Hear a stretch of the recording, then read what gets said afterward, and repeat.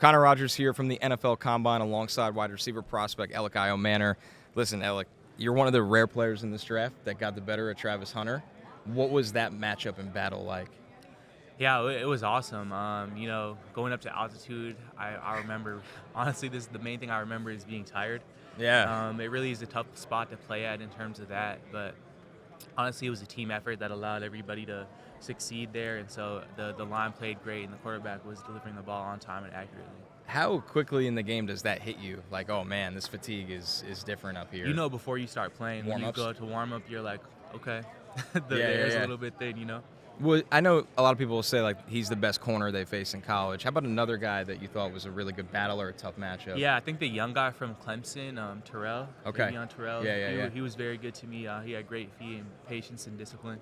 So I think an underrated part of your game on tape is the blocking. Like, it jumps out that you take blocking just as serious as of course playing receiver.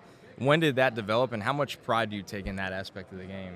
Yeah, I think it just, as you become more of a well-rounded football player, you realize that football as a receiver is more than just catching the ball. And, you know, if you want to win the game, you got to be able to get down dirty and block. Like, that's really just how it is. And so it's something that I do take a lot of pride in. So for those that don't know, you're from Canada. Sure. When did you realize, like, oh, I love football, it's all about football, and this is going to be it for me? Yeah, I think as I was going into high school is when I realized that football was going to be the thing that I pursued as a lifetime passion. And so, what was the hardest challenge when you moved to the United States to play football? Like, especially as a kid, right? Like, you were younger, you were in high school. I think just the skill set. I think I was as athletic as anybody that was there. Right.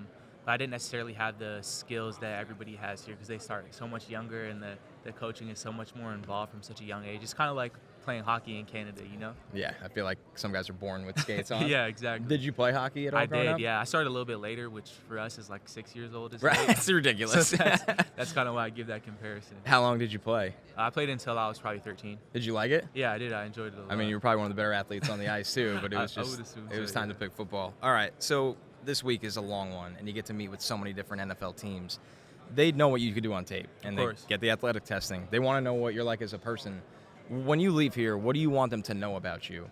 Yeah, I think going into that, I just want to show that I truly am a Stanford man. And what that means to me is somebody that is willing to sacrifice a lot of things in order to achieve excellence and whatever that is. The type of people that go to that school are really trying to do something great with their lives. And I wanted to show the type of dedication that I have. What is the message that's preached there? Because a lot of guys come through there, come to the NFL from there, and I feel like it's a different type of player. Does it just feel like a professional setting right away?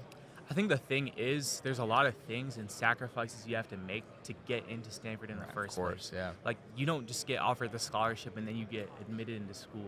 You actually have to go through the admissions process.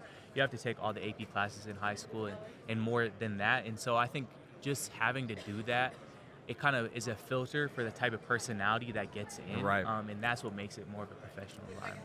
If you could train with one NFL player, past or present, it could be a wide receiver, doesn't have to be, kind of pick their brain, who would that guy be? Probably Andrew Luck. Interesting. Yeah, he's our GM now, so I actually might get an opportunity to do that. And I did have an opportunity to, do a little interview prep with him during the combine prep. So, yeah, I'd love to do some more of that. Pretty cerebral guy. Did you get to watch him playing growing up with the Colts? No, not really. I really didn't start getting into football until I moved to the States, and that's when it really became a big passion of me. So I do go back and watch a lot of tape now, but I didn't watch it in the moment. It's funny because when you hear him speak and do media and stuff, he seems like just an everyday guy. And then when you go back and look, he was one of the best quarterbacks in the NFL when he played. No, there's a switch that you can sense when you talk to him. You can see, like, he can really flip that switch fast, and so you can feel it, that competitive spirit. So when you finally get some time away from football after everything with the draft, what do you get to do away from the game for fun? I say this a lot, like, football is the thing that I do for fun. Okay. To me, when I went to school, like, school was more of the job and the chore. When I got to play football and go to the facility was something that I really had fun and enjoyment doing. And so I really do think that's one of my passions. Elic Ayomanor, all about the game, man. It's been fun watching you at the college level. Can't wait to see where you end up in the NFL. Thanks for the time. Thank you. I appreciate it. Hi, I'm Mike Tirico, and thanks for watching. Make sure to hit subscribe for the latest news and highlights from NBC Sports.